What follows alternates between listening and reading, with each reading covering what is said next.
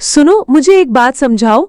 ये जो 1905 का बंगाल विभाजन हुआ था वो क्यों किया गया था? अच्छा सवाल है। दरअसल 1905 में भारत के गवर्नर जनरल लॉर्ड कर्जन ने बंगाल का विभाजन किया था। उस समय बंगाल बहुत बड़ा था।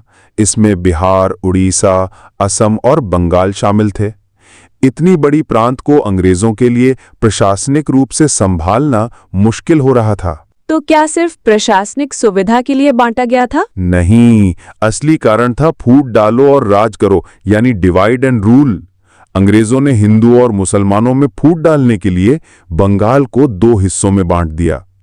एक पूर्वी बंगाल और असम, राजधानी ढाका, मुस्लिम बहुल क्षेत्र, और दूसरा पश्चिमी बंगाल, राजधानी कलकत्ता, हिंदू बहुल क्षेत्र। ओह, यानी अंग्रेज हिंदुओं और मुसलमानों को अलग करना चाहते थे। बिल्कुल, यही असली वजह थी।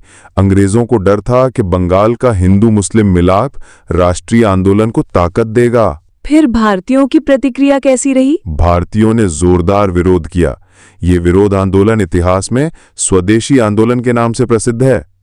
लोग विदेशी कपड़ों और वस्तुओं का बहिष्कार करने लगे, स्वदेशी कपड़े, नमक, साबुन बनाने लगे। क्या महिलाओं ने भी इसमें भाग लिया था? हाँ बिल्कुल, बंगाल की महिलाएं भी घर घर जाकर विदेशी वस्त्रों को जलाने लगी।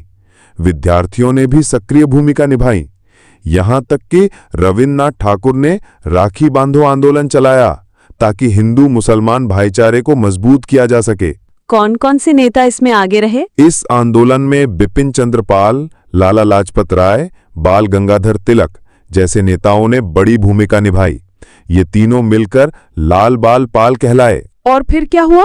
क्या विभाजन कायम रहा? नहीं, विरोध इतना तेज हुआ कि अंग्रेज सरकार को झुकना पड़ा।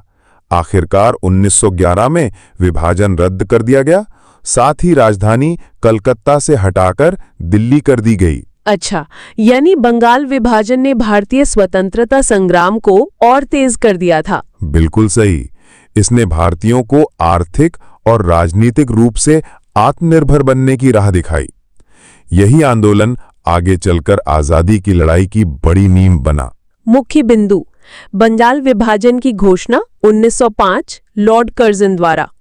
उद्देश्य: प्रशासनिक सुविधा के नाम पर, लेकिन असली कारण हिंदू मुस्लिम में फूट डालना।